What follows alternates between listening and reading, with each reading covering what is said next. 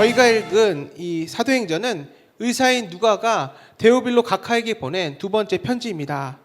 데오빌로인은 유대인 아내를 맞아들인 인물로서 로마의 관료이자 또 로마 황제의 사촌이었습니다.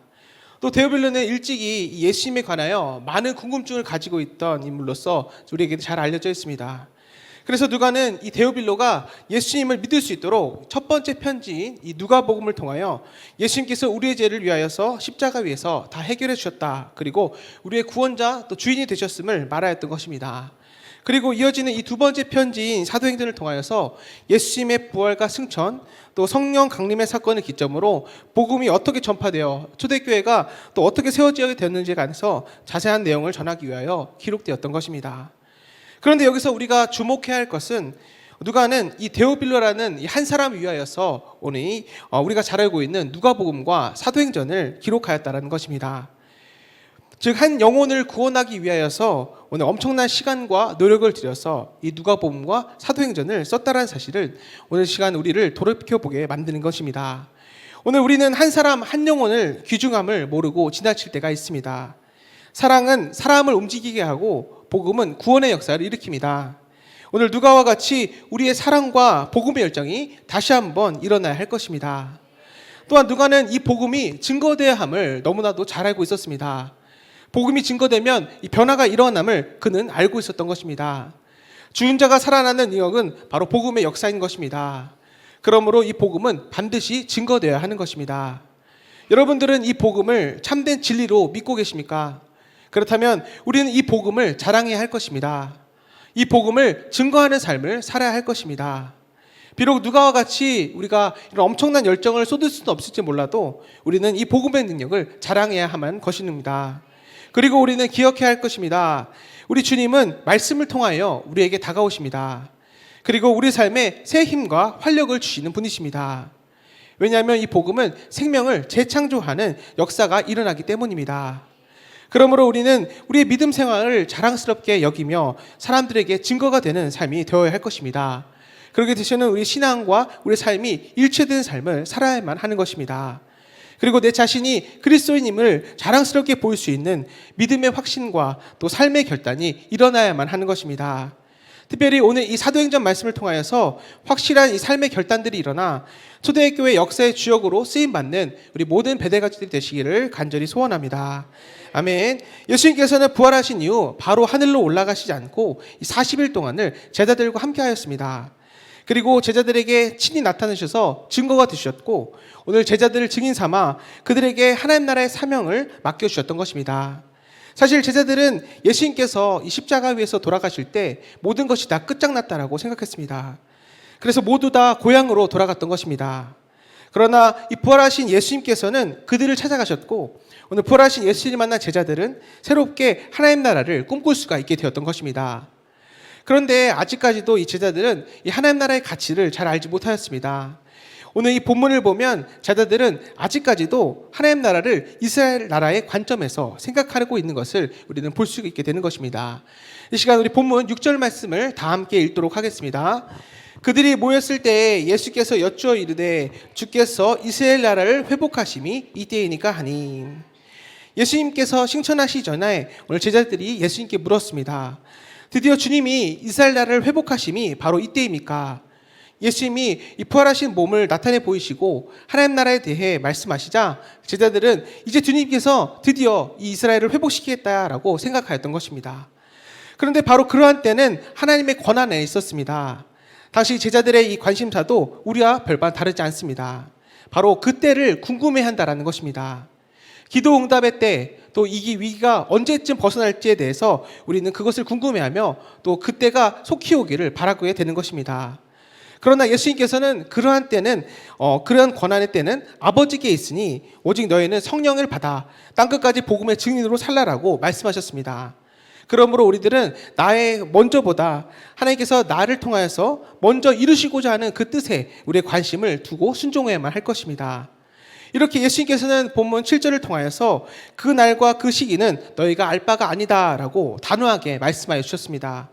그러므로 우리들은 그때와 시기를 하나님께 주신 그 사명을 감당하며 순종함으로 기다려야만 하는 것입니다.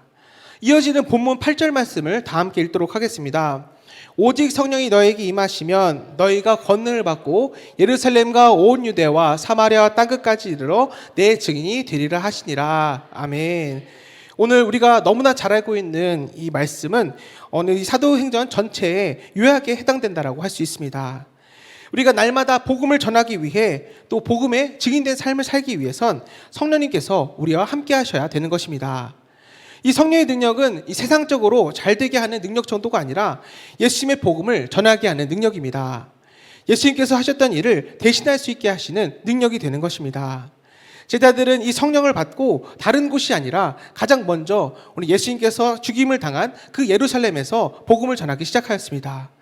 그리고 그 복음이 온 유대에 흘러가게 되었습니다. 이는 사마리아도 예외가 아니었습니다. 혼혈인들이 살고 있고 혼합 종교가 자리 잡고 있었던 곳이었지만 이 복음의 능력은 그 모든 것들을 가능케 하였습니다. 그리고 더 나아가 땅끝까지 복음이 전해지고 있는 것입니다. 이를 통해 이방인인 우리들 또한 이 복음을 누리게 되었고 앞으로 더 많은 민족들이 복음을 통해 구원받는 역사가 일어나 결국 온 땅의 교회가 또 하나님 나라가 이루어져 가게 되는 것입니다. 사도행전은 바로 이 1장 8절 말씀의 구조를 그대로 따르고 있습니다. 1장부터 7장까지가 오늘 예루살렘과 이 유대에 전해진 복음을 증거하고 있고 또 8장부터 12장까지는 이 사마리아에 전해진 오늘 그 복음에 대해서 증거하고 있습니다. 그리고 13장부터 이 마지막 장인 28절까지는 땅끝까지 복음이 전해진 것을 우리에게 보여주고 있는 것입니다. 사랑하는 우리 베델가족 여러분, 교회의 진정한 본질은 바로 복음의 전파입니다. 그래서 하나님 나라는 확장되었고 주님의 명령대로 땅끝까지 이 복음이 계속되어 전파되고 있는 것입니다. 이 일을 바로 우리 교회도 감당해야 하는 것입니다. 그렇게 하나님 나라를 우리 또한 확장시켜 나가야 하는 것입니다. 또 교회는 이 주님의 임재가 있는 곳입니다. 임재가 있는 곳에는 우리가 온전히 기도할 수 있는 축복을 누릴 수가 있게 되는 것입니다. 매일 삶 속에서 기도를 통해 하나님과 함께 동행하는 축복도 누릴 수가 있게 되는 것입니다. 특별히 지금은 정말 기도가 많이 필요한 때입니다. 다시 코로나19가 또 확산되고 이로 인해 교회는 많은 고난과 핍박이 계속해서 이어지고 있습니다. 그러나 이 고난과 핍박이 우리를 더욱더 하나가 되게 만들 줄을 믿습니다. 이 초대교회 때는 이보다 더 큰 고난과 핍박이 있었음에도 그들은 결코 기도를 멈추지 않았고 성령님께서 임하심으로 결국에는 엄청난 부흥을 이룰 수가 있게 되었습니다. 오늘 초대교회 같이 엄청난 핍박과 고난은 아니지만 오늘 우리 또한 기도를 멈추지 않으므로 교회를 더욱더 하나가 되게 하고 부흥케 만드는 우리 베델 가족들이 되어야만 할 것입니다. 오늘 이 본문에 보면 성령의 임재와 더불어 이 초대교회가 시작된 곳이 바로 마가의 다락방이었습니다. 이 다락방은 평소 예수님과 이 제자들이 자주 모이던 곳이었습니다. 이곳에서 예수님께서는 제자들과 마지막으로 만찬을 함께 하였고 제자들의 발을 씻겨주셨던 곳이었습니다. 그리고 이 다락방에서 120명의 주님의 제자들은 성령의 임재를 체험하게 되었던 것입니다. 이들은 세상적인 것을 얻기 위하여서 예수님을 믿는 것이 아니라 오직 구원과 영생을 위해서 믿었던 사람들이었습니다. 결국 그들은 성령의 임재를 체험하게 되었고 성령의 능력을 받아 초대교회 역사의 주역으로 쓰임받을 수 있게 되었던 것입니다. 이처럼 우리에게 먼저 전제되어야 할 것은 바로 성령의 임재인 것입니다. 오늘 본문 말씀을 통해 우리 또한 성령의 임재를 받고 이 초대교회 역사의 주역으로 우리 교회를 부흥시키는 우리 가족들이 되어야 할 것입니다.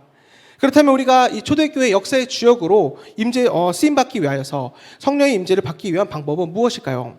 첫 번째는 바로 주님의 말씀에 순종해야 하는 것입니다. 우리가 먼저 알아야 할 것은 예수님의 제자들이 다시 예루살렘에 있는 이 마가의 다락방에 모인 것은 오늘 주님의 말씀에 순종하기 위해서였다는 것이었습니다. 본문의 앞의 내용인 사도행전 1장 4절 말씀을 우리 다 함께 읽어보도록 하겠습니다. 사도와 함께 모이사 그들에게 분부하여 이르시되 예루살렘을 떠나지 말고 내게서 들은 말을 아버지께서 약속하신 것을 기다리라. 아멘. 예수님께서는 그냥 말씀하시지 않고 분부하셨다라고 했는데 이 말씀은 곧 제자들에게 명령하셨다라는 것입니다. 그런데 이 명령은 이 말씀에만 있는 것이 아니었습니다. 이미 누가복음 24장 49절에서 제자들에게 동일하게 명령하셨던 것입니다. 거기에 보면 주님은 제자들에게 볼지어다 내가 내 아버지께서 약속하신 것을 너에게 보내리니 너희는 위로부터 능력으로 입혀질 때까지 이 성에 머물라 라고 명령하셨던 것이었습니다. 그래서 제자들은 오늘 이 주님의 명령에 순종하기 위하여서 예루살렘을 떠나지 않고 하나님께서 약속하신 그 성령의 임재를 기다리며 오늘 이 마가의 다락방에 모였던 것이었습니다. 여기서 우리는 성령의 임재를 체험한 자리가 바로 순종의 자리였다라는 사실을 알 수가 있게 되는 것입니다. 여러분, 누가 성령의 임재를 체험할 수가 있습니까? 바로 말씀에 순종하는 사람들입니다. 주님께서 예루살렘에 머물라고 하니까 그들이 머물렀고, 또 모이라고 하니까 모였고, 또 기도하라고 하니까 기도하였을 때 오늘 성령님께서 그곳 가운데 임재하여 주셨던 것입니다. 주님의 말씀 그대로 순종하였을 때 오늘 성령님께서 그들 가운데 함께 임하여 주셨던 것입니다. 오늘 사도행전 5장 32절 말씀을 보면 이 사건에 대해 제자들은 이렇게 고백하고 있습니다. 우리는 이 일의 증인이요, 하나님이 자기에게 순종하는 사람들에게 주신 성령도 그러하더라. 그들은 하나님이 자기에게 순종하는 사람들에게 주신 성령이다라고 말씀하고 있습니다. 즉 순종하는 사람들에게 오늘 하나님께서 이 성령을 주신다라고 말씀하고 있는 것입니다. 우리도 마찬가지입니다. 주님께서 모이라고 하면 모이고, 기도하라고 하면 기도하며, 또 가라고 하면 가야 되는 것입니다. 오늘 우리가 사는 이 세상은 순종을 어리석음으로 매도합니다. 그러나 성경은 순종을 하나님을 경험하는 가장 중요한 신앙의 기본이라는 것을 강조하고 있음을 우리는 알아야만 할 것입니다. 그래서 이 앤드류 머레이라는 목사님은 우리가 신앙에 입문하는 순간 순종의 학교에 입학한 것이다 라고 말하였던 것입니다. 마찬가지로 우리가 읽고 있는 이 성경 대부분은 하나님 아버지께서 우리에게 명령하시는 말씀으로 가득 차 있습니다. 그래서 우리의 그 믿음은 바로 이 하나님의 말씀을 듣고 그 말씀에 순종하는 것으로부터 시작되고 있는 것입니다. 어떤 사람들은 이 하나님의 말씀에 그대로 순종할 것인가 아닌가를 자신이 결정하려는 사람들이 있습니다. 그리고 내 마음에 맞으면 오케이 하고 순종합니다. 그러나 내 마음에 조금이라도 들지 않으면 바로 노를 하게 되는 것입니다. 그리고 이 말씀에 순종하지 않으면 그만이다라고 생각합니다. 그러나 이는 아주 교만한 마음입니다. 왜냐하면 이 순종은 우리가 선택할 사항이 아니기 때문입니다. 우리가 진정으로 이 하나님의 임재를 경험하고 싶다고 한다면 우리는 반드시 그 말씀에 순종해야만 할 것입니다. 바로 이것이 우리 믿음의 본질이기 때문입니다. 이제 우리 본문 12절 말씀을 다 함께 읽도록 하겠습니다. 제자들이 감람원이라 하는 산으로부터 예루살렘에 돌아오니 이 산은 예루살렘에 가까워 안식일에 가기 알맞은 길이라. 여기에 보면 오늘 제자들은 이 주님의 말씀에 순종해서 감람산에서 예루살렘으로 돌아왔습니다. 예수님이 심천하신 이 감람산과 예루살렘은 그렇게 먼 거리가 아니었습니다. 그런데 어떤 성서학자는 예수님께서 이 감람산에서 승천하실 때 오늘 그 주님의 승천을 본 사람들이 아마 500명 정도 되었다라고 추측하고 있습니다. 그것은 고린도전서 15장 6절 말씀을 보면 부활하신 예수님께서 500여 형제들에게 일시에 나타나셨다라고 되어 있기 때문이었습니다. 이 말씀을 근거로 오늘 예수님이 승천하실 때 약 500여 명의 사람들이 그곳에 모였을 것이다라고 축축할 수가 있게 되는 것입니다. 그런데 흥미로운 것은 오늘 본문 15절 말씀을 보니까 이 마가 다락방에 모인 사람들의 수가 120명이다라고 말씀하고 있습니다. 주님께서 승천하신 자리에 있었던 사람들이 오늘 500명에 있다고 한다면 120명의 제자로 줄어있게 되었던 것입니다. 그렇다면 이 나머지 사람들은 다 어디로 갔을까요? 아주 가까운 거리였지만 중간에 많은 사람들이 흩어졌던 것입니다. 그리고 그들은 왜 흩어졌는지 우리는 많은 추측을 할 수 있습니다. 첫 번째로 아마 이 대부분의 사람들은 이 주님의 명령인 예루살렘을 떠나지 말고 아버지께서 약속하신 것을 기다리라는 이 주님의 말씀을 소중하게 생각하지 않았던 것 같습니다. 오늘날 우리들의 모습과 매우 비슷합니다. 어떤 사람들은 어쩌면 급하고 바쁜 일이 있어서 그리로 갔을 것입니다. 아니면 또 어떤 사람들에게는 그저 너무나 막연히 기다린다라는 생각이 들어서 그것이 의미 없다라고 생각해서 그렇게 그 자리를 떠났을지도 모릅니다. 그렇게 대부분의 사람들이 흩어졌지만 그럼에도 불구하고 오늘 끝까지 이 주님의 명령에 순종한 사람들이 있었습니다. 그들이 바로 120명의 제자들이었습니다. 그런데 중요한 것은 바로 그 자리, 오늘 주님의 말씀에 끝까지 순종했던 그 자리에 바로 성령님께서 임하셨다는 사실입니다. 그렇습니다. 우리가 이 성령의 임재를 경험하고 하나님의 충만한 은혜를 경험하기 위해선 하나님의 말씀을 소중하게 여기고 오늘 그 말씀에 순종해야만 하는 것입니다. 요즘 같은 세상에 바쁘지 않은 사람이 어디 있겠습니까? 다 바쁘고 다 할 일도 많고 다 자기 스케줄을 가지고 있습니다. 그럼에도 불구하고 이 하나님의 말씀에 순종하기 위해 자기의 계획을 내려놓을 수 있는 사람이 바로 성령의 임재를 경험할 수 있는 사람이 되는 것입니다. 누가 뭐라 해도 이 하나님의 말씀에 순종하는 것이 바로 성령의 임재를 경험하는 첫 번째 발걸음이다라는 사실을 우리는 결코 잊지 말아야 할 것입니다. 다음으로 우리가 이 초대교회 역사의 주역이 되기 위해 또 성령의 능력을 받기 위해서 두 번째로 해야 할 일은 더불어 마음을 같이 하여야 한다는 것입니다. 본문 13절과 14절 말씀을 다 함께 읽도록 하겠습니다. 들어가 그들이 유하는 다락방으로 올라가니 베드로, 요한, 야고보, 안드레와 빌립, 도마와 바돌로메, 마테와 및 알페오의 아들 야고보, 셀로딘 시몬, 야고보의 아들 유다가 다 거기 있어 여자들과 예수의 어머니 마리아와 예수의 아우들과 더불어 마음을 같이하여 오로지 기도에 힘쓰더라. 여기에 보면 마가의 다락방에 모인 120명의 사람들이 누구였는지를 우리는 알 수가 있게 되는 것입니다. 우선 이 가룟 유다가 제외된 주님의 제자들인 11명의 제자들이 그곳에 모여 있었고, 예수님의 사역 기간 동안 또한 그리고 심지어는 십자가에 달려 죽으시고 장사 지내기까지 우리 계속해서 예수님을 따라다니던 여인들도 있었습니다. 그리고 예수님의 모친 마리아와 그의 아우들도 함께 있었던 것입니다. 또 여기에는 언급되지 않았지만 공생의 시절 12명의 제자와는 구별되는 70명의 제자들도 같이 있었을 것이라고 추측할 수 있습니다. 11명의 제자, 또 주님을 사랑했던 여인들, 또 예수님의 가족들, 그리고 이 70명의 제자들이 모였을 것이라고 생각해 본다면 얼추 120명 정도가 되는 것입니다. 그런데 여기서 중요한 것은 이들이 더불어 마음을 같이하여 기도했다라는 사실입니다. 그런데 당시 이 마가의 다락방에 모여있던 사람들의 면면을 살펴보면 더불어 마음을 같이하기가 쉬운 일이 아니었음을 알 수가 있게 되는 것입니다. 먼저 예수님의 어머니 마리아의 입장에서 본다고 한다면 이 제자들이라고 하는 사람들이 그렇게 따라다니던 예수님을 버리고 다 도망쳤습니다. 특히 수제자라고 하는 이 베드로는 의리도 없이 그것도 여자의 앞에서 예수님을 3번씩이나 모른다라고 부인하였습니다. 어떻게 수제자라는 사람이 그렇게 할 수 있을까라고 하며 오늘 처참하게 십자가에서 돌아가신 아들 예수님을 생각한다면 오늘 이 마리아는 그들을 용납하기라 매우 쉽지 않았을 것이라는 생각이 듭니다. 그런데도 불구하고 마리아는 그들과 더불어 마음을 같이 하였던 것입니다. 또 제자들의 입장에서 본다고도 마찬가지입니다. 거기에 앉아있는 예수님의 동생들을 보면 아마 마음이 편치 않았을 것입니다. 예수님의 동생들은 처음에는 예수님을 믿지 않았습니다. 예수님의 공생의 시절 그들은 이 바리새인들과 합심하여 예수님을 귀신 들렸다라고 매도했던 사람들이었습니다. 이제 예수님께서 승천하시고 나니까 그의 가족이라고 해서 나타나서 큰 소리치는 것이 영 마음에 들지 않았을 수도 있습니다. 그런데 어떻게 그들과 함께 더불어 마음을 같이 할 수 있었겠습니까? 아마 매우 쉽지는 않았을 것 같습니다.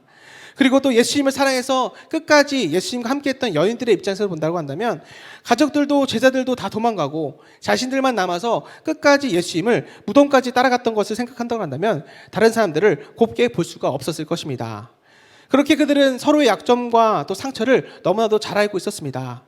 그러나 그럼에도 불구하고 그들은 서로의 약점을 감싸 안으면서 더불어 마음을 같이 했던 것입니다.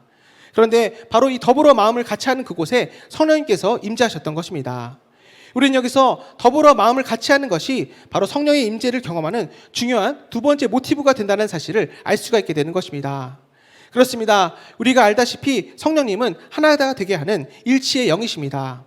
성령님께서 강하게 역사하는 곳에는 이 나뉘었던 마음이 하나가 되고 원수가 서로를 또 용납하고 회하는 것을 볼 수가 있게 되는 것입니다. 또 서로의 허물을 감싸고 서로의 용납하고 서로 더불어 마음을 같이하고 그곳에서 함께할 수 있는 비전을 허락하여 주시는 것입니다. 오늘 우리가 마음을 같이하는 그곳 가운데 성령님께서 반드시 임재하여 주시는 것입니다. 마찬가지로 우리 교회는 더불어 마음을 같이하는 곳이 되어야 할 것입니다. 그런 교회에 성령님께서 임하시고 그런 교회가 사도행정적인 교회가 될 수가 있게 되는 것입니다. 그리고 우리는 가족이 되어야 합니다. 서로가 서로의 약점과 허물을 잘 알지만 그것을 트집잡지 않고 끝까지 함께 비전으로 달려가야만 하는 것입니다. 아멘. 그리고 마지막으로 세 번째, 우리가 성령의 임재를 받기 위해선 오로지 기도에 힘써야 합니다. 승천하시기 전에 예수님은 제자들에게 성령의 세례를 받을 것이다 라고 말씀하시고 그리고 성령의 권능을 받을 때까지 예루살렘에 머물며 기도하라고 또 기도하라고 말씀하셨습니다. 그래서 제자들은 이 마가의 다락방에 모였던 것입니다. 그렇다면 이제부터 그들이 할 일이 무엇이겠습니까? 그것은 바로 기도로 성령의 능력을 구하는 일이었습니다. 본문 14절 마지막 부분에 보면 오로지 기도에 힘쓰더라라는 이 말씀이 나오고 있습니다. 오순절 날이 이르기까지 거의 열흘 가까이 제자들은 집중적으로 기도하기 시작했습니다. 우리말 오로지 기도에 힘쓰더라라고 번역된 헬라어 프로스카르데레오는 자신을 붙들어 맨다라는 의미입니다. 그들은 기도에 자신들을 붙들어 맸다라는 것입니다. 이 말은 그들이 오로지 이 기도에만 기도하는 일에만 집중했다라는 말이 되는 것입니다. 그런데 오늘날 대부분의 사람들은 기도하는 것에 또 기도에 집중해서 하는 것을 매우 힘들어합니다. 기도보다는 회의를 하고 토론하고 논쟁을 벌입니다. 자기 주장이 옳다라고 하고 다른 사람들을 설득하려고 합니다. 그러나 여러분, 그런 것은 하나님의 역사를 이루는 방법이 아닙니다. 회의하고 자기 주장이 옳다라고 소리치는 곳에는 성령님께서 임하시는 것이 아니라 바로 기도하는 곳에 성령님께서 임하시는 것입니다. 보십시오. 오늘 마가다락방에 모였던 110여 명의 이 주님의 제자들은 기도하는 일에 집중하였습니다. 오로지 기도에 힘썼다라고 성경은 말씀하고 있습니다. 하나님께서는 연약한 우리에게 복음으로 세상을 정복하고 변화시키라는 사명과 비전을 주셨습니다. 우리가 어떻게 이 막중한 사명을 감당할 수 있을까요? 그리스도인들이 하나님께서 주신 이 사명을 능력 있게 감당하러 간다면 우리는 반드시 성령을 충만하게 받아야만 할 것입니다. 예수님께서 십자가에 못 박혀 죽으신 후 두려움과 절망에 또 슬픔에 사로잡혀 있던 제자들은 오늘 성령을 충만하게 받고 난 이후에 완전히 다른 사람으로 변하게 되었습니다. 그들은 담대하게 부활하신 주님을 전했는데 그 누구도 심지어 죽음까지도 그들을 막을 수가 없었습니다. 무슨 일이 있었기에 그들이 이렇게 달라지게 되었던 것일까요? 그들은 오늘 예수님께서 승천하시면서 남기신 말씀대로 함께 모여 기도에 힘썼습니다. 그리고 마침내 이 오순절날 성령님께서 임하시자 제자들은 성령이 충만하여 담대하게 또 능력 있게 복음을 전하게 되었던 것입니다.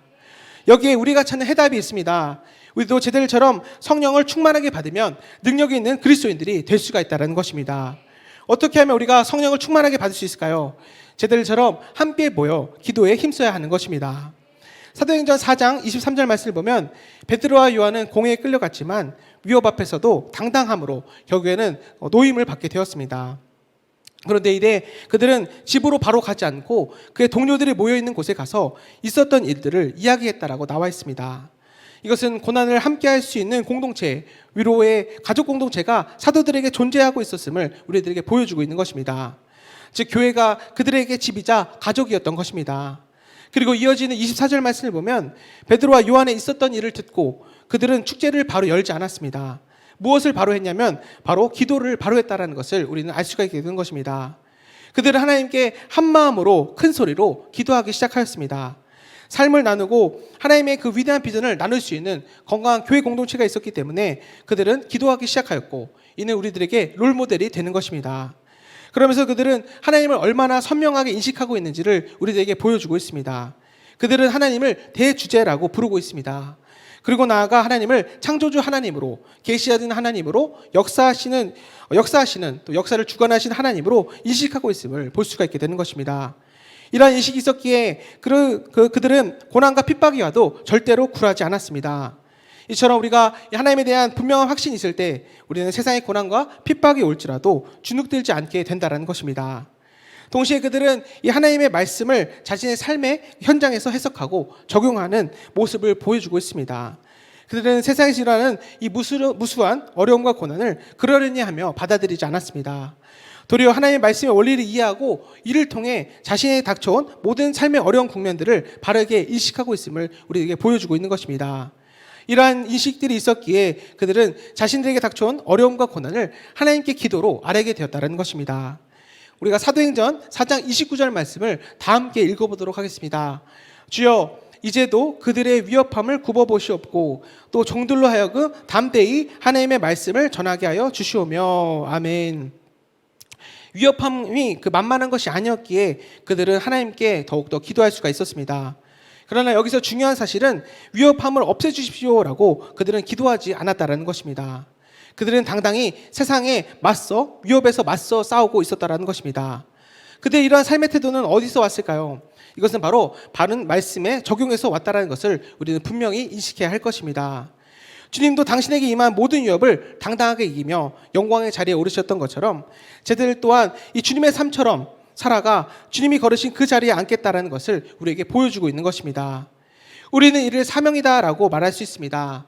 고난이 있어도 가야 했던 그 길을 오늘 주님의 가라고 명령했던 것들이 그 주님의 사명이었듯이 그들도 고난의 길을 사명의 길로 받아들이고 있는 것을 우리는 알 수가 있게 되는 것입니다. 그러나 이 대목에서 우리가 다시 한번 이야기할 것이 있습니다. 그 위협은 단지 어린아이들의 장난처럼 무시할 만한 것이 결코 아니었다는 것입니다. 그러하기에 그들은 주님께 더욱더 기도하였다는 것입니다. 오늘 굽어 살펴보시옵소서라는 이 말은 주님께서 이 위협과 고난이 왔음에도 하나님의 길을 걷고 영광을 드러내셨던 것처럼 자신들도 그렇게 살아갈 수 있도록 해달라고 요청하고 있는 것입니다. 사도들이 처한 상황은 우리가 생각하는 그러한 상황이 아닙니다. 지금 사도들은 생명의 위협을 받고 있었습니다. 목숨이 왔다 갔다 하는 순간이었습니다.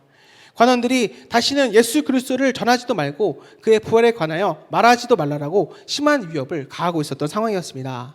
그러나 그럼에도 불구하고 자신들의 안전이나 평안을 위하여 기도드리지 않았던 것을 우리의 말씀을 통해 알 수가 있게 되는 것입니다. 그리고 이 환난을 피하게 해달라고 기도하지 않았습니다. 오직 하나님의 말씀을 담대하게 전하게 해달라고 그렇게 기도했다는 것입니다. 여기서 우리는 이 사도들의 기도와 우리의 기도가 너무나 다르다는 것을 느끼게 되는 것입니다. 과연 무엇이 이 근본적인 차이가 될까요? 가장 중요한 건 우리들과 이 사도들의 신앙의 목적이 다르다는 것이 가장 큰 차이일 것입니다. 초대교회 성도들은 예수님을 믿는 것이 자신들의 행복이나 평안이 아니었습니다. 그들의 신앙의 목적은 오직 복음을 전파하는 것이었습니다. 그리고 오직 하나님의 영광을 나타내는 것이었습니다. 그런데 지금 우리들의 신앙의 목적은 어디에 있습니까? 하나님은 이 복음을 전파할 때 강한 자가 아니라 약한 자를 들어 사용하십니다. 오늘 고린도 교회에 보내는 편지에 보면 하나님께서 미련한 것들을 택하사 지혜 있는 자들을 부끄럽게 하려 하시고 세상의 약한 것들을 택하사 강한 것들을 부끄럽게 하려 하시며 라고 말씀하고 있습니다. 하나님께서 왜 약한 자를 사용하십니까? 바로 약한 자는 자기 자랑이 없기 때문입니다. 오직 주님만을 의지하기 때문입니다. 딴소리 안 하고 오직 복음만 증거하기 때문입니다. 자신이 좀 안다고 생각하는 사람들을 보면 오늘 이 복음을 전하가다고 자신의 지식대로 전하다 결국 초점을 잃어버리게 되고 마는 것입니다. 사도들은 이러한 핍박 가운데서도 복음을 전하는 담대함을 구하며 오늘 예수님의 이름으로 능력이 나타나기를 그렇게 기도하였던 것입니다. 다른 것을 구하는 것이 아니라 하나님의 영광을 위하여서 오늘 하나님의 영광을 나타내기 위하여서 오로지 이 말씀을 전하기 위하여서 성령의 능력을 구하였던 것입니다. 그렇다면 이 마가의 다락방의 목인 이 120명의 제자들은 무엇을 위해서 그토록 기도에 집중했을까요? 그때 제자들은 자신들의 그 육신적인 욕망이나 안전을 위해 기도했던 것은 아니었을 것입니다. 아마 그들은 어떠한 핍박과 어려움 속에서도 계속되어야 할 하나님 나라를 이루기 위해 땅끝까지 이르러 예수님의 증인이 되기 위하여서 그들에게 무엇보다도 필요했던 이 성령의 능력을 구하였을 것입니다. 당시 마가의 다락방에 모인 120명의 제자들은 예루살렘은커녕 자기 자신조차도 변화시킬 수 없던 사람들이었습니다. 그들은 그것을 매우 잘 알고 있었고 그러기에 오직 기도에만 힘쓸 수가 있었던 것입니다. 기도는 단순히 우리의 욕심을 이루는 통로가 아닙니다. 우리는 기도를 통해 하나님을 만나고 하나님의 음성을 듣게 됩니다. 그렇기 때문에 우리의 기도는 우리 자신의 뜻을 버리고 하나님의 뜻을 구하여야만 하는 것입니다. 제자들처럼 성령의 능력을 구하는 기도가 우리에게 무엇보다도 중요하다는 것입니다. 여기서 우리는 기도가 이 성령의 임재를 체험할 수 있는 또 다른 모티브가 된다는 사실을 알 수가 있게 되는 것입니다. 성령님께서는 그냥 오시는 것이 아닙니다. 기도를 통해 오십니다. 또 기도하는 곳에 성령님께서 임하신다는 것을 우리는 반드시 알아야만 할 것입니다. 이제 사도행전 4장 31절 말씀을 다 함께 읽도록 하겠습니다. 빌기를 다음에 모인 곳이 진동하더니 무리가 다 성령이 충만하여 담대히 하나님의 말씀을 전하니라. 아멘. 오늘 이 말씀을 통해서 알 수 있듯이 사도들은 대충 기도한 것이 아니라 정말 간절하게 기도했고 끝까지 기도하였다는 것을 알 수가 있습니다. 이처럼 끝장을 보고자 간절히 기도할 때 성령이 충만히 임하여 담대히 복음을 전파할 수가 있게 되었다는 것입니다. 혹시 여기 계신 분들 중에서 비기를 다할 때까지 끝까지 기도해 보신 분이 계십니까? 기도하지 않는 사람들의 10가지 유형이 있다고 합니다. 먼저 첫 번째로 이 바쁘다 형은 할 일이 많아서 기도를 할 수 있는 시간이 없다는 사람들입니다. 두 번째로 망설임 형은 기도를 해야 한다고 말만 하면서 기도하지 않는 사람이고 포기 형은 한두 번 기도해 보다가 그만두는 사람입니다. 또 천하태평형은 하나님께서 알아서 해주신다라고 하며 기도하지 않는 사람이고 넋두리형은 자신의 신세 타령만 하다가 기도를 끝내는 사람입니다. 그리고 과시형은 대중 기도는 유창하게 잘하지만 실제로 기도 생활을 하지 않는 사람입니다. 또 자기 핑계형은 이 핑계 저 핑계로 기도하지 않는 사람입니다. 의심형은 하나님의 응답에 대하여 믿지 못해서 기도하지 않는 사람입니다. 게으름형은 기도하기를 원하지만 게을러서 기도를 못하는 사람입니다. 마지막으로 무지형은 어떻게 기도하는지를 몰라 기도하지 않는 사람입니다. 혹시 이처럼 기도하지 않는 유형들 중에 공통된 특징이 무엇인지 아십니까? 바로 모두가 다 자기 중심적이다라는 것입니다. 기도를 해야 하는 이유도 자기 때문이고 기도를 하지 않는 이유도 다 자기 때문인 것입니다. 그런데 중요한 건 기도하지 않고는 하나님의 영광을 나타낼 수가 없습니다. 신앙생활을 할수록 우리가 성경 지식은 많아지고 또 헌금도 많이 하게 되고 또 교회 가족들과 교제도 늘어나게 됩니다. 그런데 이 모든 것이 늘어났음에도 불구하고 기도가 줄어든다고 한다면 하나님의 능력도 나타나지 않을 뿐더러 담대히 복음도 전파할 수가 없게 되는 것입니다. 어찌 보면 주님과 깊이 만나는 영적인 삶이 아니라 종교 활동을 열심히 한다라고 볼 수도 있게 되는 것입니다. 정말 내 인생에 이 빌기를 다하는 그런 끝장을 보는 그 기도 한번 해보지 않고는 어떻게 우리가 하나님을 체험했다라고 말할 수가 있겠습니까? 지금 이 시대에도 끝장을 보겠다라는 이 마음으로 빌기를 다하면 우리 모인 곳에 진동이 일어나고 성령이 충만해지는 동일한 역사가 반드시 일어나게 될 것입니다. 오늘 사도들은 힘 있는 자들의 핍박과 위협을 받을 때 그것을 핑계로 복음 전도를 중단할 수도 있었습니다. 그렇게 하더라도 아무도 그들을 비난하지 않았을 것입니다. 우리도 전도하다가 갑자기 어려운 일을 당하게 되면 전도를 중단하는 것이 보통입니다. 한 걸음 뒤로 물러서게 됩니다. 그리고 내가 왜 굳이 이 힘든 일 계속해야 하는가, 이런 사람들과 상대하지 않으면 될 것 아닌가라고 생각하며 전도하기를 그치고 침묵하게 됩니다. 그러나 오늘 성령으로 충만한 성도들과 또 믿음이 확실한 이 성도들은 침묵하지 않습니다. 오히려 더 소리를 높여 복음을 전파하게 되는 것입니다. 사람들에게 위협을 당하고 핍박을 받는 상황 속에서도 제자들은 계속해서 소리를 높여 오늘 하나님의 사랑과 은혜와 구원을 전할 수 있었던 것은 바로 그들이 기도해야 했기 때문이었습니다. 담대하게 복음을 전파할 수 있었던 것도 바로 기도했기 때문이었습니다. 기도하는 사람들에게 성령님께서 충만하게 임하였기 때문이었습니다. 저들은 성령의 충만함에 힘입어 핍박과 위협이 길어지는 그곳 가운데 담대히 나아가 복음을 전파했던 것입니다. 핍박을 당하거나 협박을 당하고 또 폭력의 피해자가 될 때 우리는 비굴해지고 피해를 배우려고 하고 애쓰는 것이 사람의 본능입니다. 그러나 우리가 이 고난의 상황 속에서 주님께 엎드리면 주님께서는 나를 붙잡아 주시고 또 성령으로 충만케 하여 주실 것입니다. 오늘 이 말씀을 통하여서 어떤 어려운 상황 가운데도 넘어지지 않고 오히려 더 복음을 담대히 전하시는 우리 모든 가족들이 되시기를 바랍니다. 그래야 할 때 사도행전의 초대교회 역사가 오늘 우리를 통하여서 반드시 나타나게 될 것입니다. 오늘 복음을 전하던 사도들이 옥에 갇히는 핍박이 왔음에도 예수 그리스도의 복음을 막을 수는 없었습니다. 담대하게 복음을 전하는 이들로 인해 복음의 역사, 구원의 역사는 더욱더 강하게 일어나게 되었던 것입니다. 누가 하나님 나라의 밝아오는 새벽을 막을 수가 있겠습니까? 하나님은 오히려 이 환난과 핍박 중에서도 하나님께 매달려 기도하는 사람들을 통해서 하나님 나라의 거룩한 새벽을 밝게 하시는 것입니다. 오늘도 우리가 이 말씀처럼 고난 속에 있으면서도 여전히 주님을 사랑하고 사명을 감당할 때 우리 세상 사람들은 우리가 전하는 복음을 받아들이게 될 것이며 초대교회의 역사가 나타나게 될 줄을 믿습니다. 사랑하는 우리 배대가족 여러분, 그러므로 우리는 기도하는 사람이 되어야만 할 것입니다. 마가의 다락방에 모인 120명의 주님의 제자들은 훗날 이 땅에 하나님 나라의 역사를 또 써내려간 주역들이 되었습니다. 배운 것도 많지 않았고 가진 것도 많지 않았지만 그리고 그저 우리가 보기엔 다 평범한 사람들에 불과했지만 그들 가운데 성령님께서 임하시자 그들은 초대교회 역사의 주역으로 중심으로 설 수가 있게 되었다는 것입니다. 지금 우리가 사는 이 세상에는 초대교회 회복이 절실하게 필요합니다. 그러기 위해선 오늘 본문의 이 교훈을 주목해 볼 필요가 있습니다. 무엇이 우선순위가 되어야 합니까? 한 시대에 하나님의 위대한 능력을 체험하는 사람들이 되기 위해서는 우리는 성령의 임재를 통해 이 능력으로 살아가야만 하는 것입니다. 그러기 위해서 먼저 내가 순종의 사람이 되어야만 할 것입니다. 하나님의 말씀에 절대적으로 순종하는 우리 모든 가족들이 되시기를 바랍니다. 그리고 교회 가족들이 진짜 가족이 되어 같은 비전으로 더불어 마음을 같이 해야만 하는 것입니다. 그리고 무엇보다도 이 기도의 자리에 늘 계시는 여기 계신 우리 모든 분들이 되시기를 바랍니다.